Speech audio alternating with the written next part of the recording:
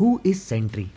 Sentry a Robert Bob Reynolds यह एक super hero है जिसे क्रिएट किया था Paul Jenkins and J Lee ने। यह सबसे पहले हमें देखने को मिला था mini comic book series the Sentry में, जो कि ईयर 2000 में रिलीज हुई थी।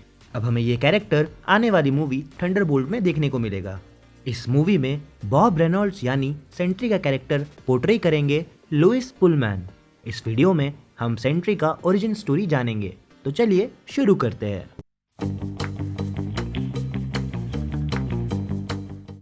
तो कहानी शुरू होती है एक मिडिल एज ओवरवेट आदमी से जिसका नाम रॉबर्ट बॉब रेनॉल्ड्स रहता है।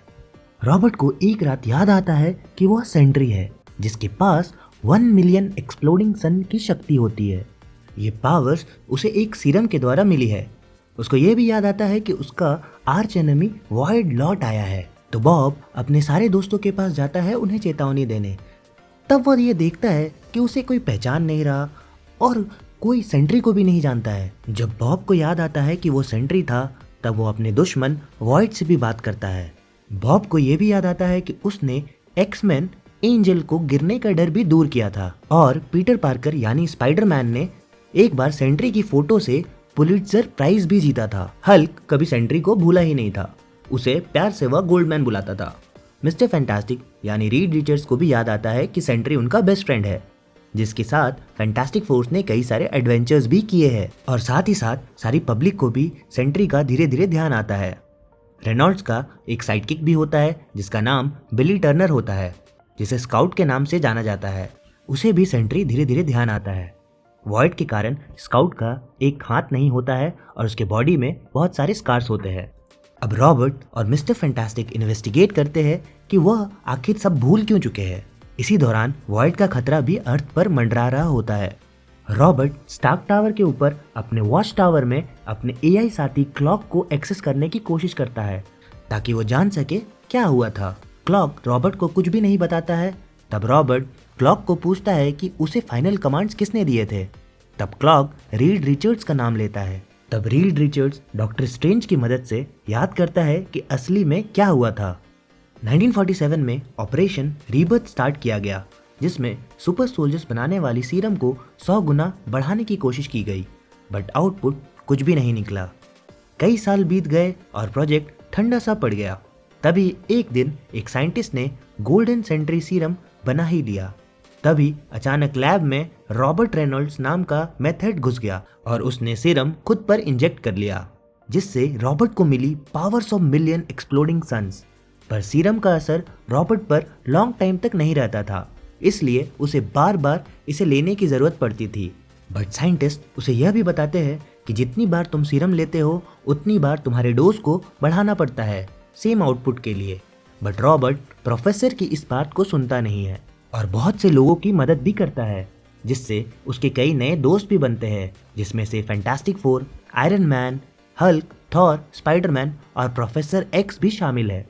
इसी दौरान रॉबर्ट की शादी होती है और रीड रिचर्ड्स उसका बेस्ट मैन बनता है उसकी शादी में। तभी उसकी पत्नी को यह पता चलता है कि रॉबर्ट सीरम का बहुत ही यूज करने लगा है। और दूसरी तरफ वॉइड आता है, जो कि परछाई में छुपा एक मॉन्स्टर होता है, जिसकी वजह से रॉबर्ट के साइडकिक ने ऑलमोस्ट अपनी लाइफ लूज कर दी थी और हल्क पागलपन के रास्ते चलने लगा था और मैनहट्टन शहर में 10 लाख लोगों को मार दिया था इस विलन ने। बाद में यह पता चलता है कि वॉइड और कोई नहीं सेंट्री ही है, जो कि 3 लोगों में अपने आप को स्प्लिट कर लेता है। पहला रॉबर्ट, दूसरा सेंट्री और तीसरा वॉइड होता है। सीरम के ओवरडोज के कारण सेंट्री की दिमागी हालत खराब हो चुकी होती है। अगर सेंट्री एक तरफ करोड़ों लोगों की जान बचा चुका था, वही वॉइड ने लाखों लोगों की जान ली होती है।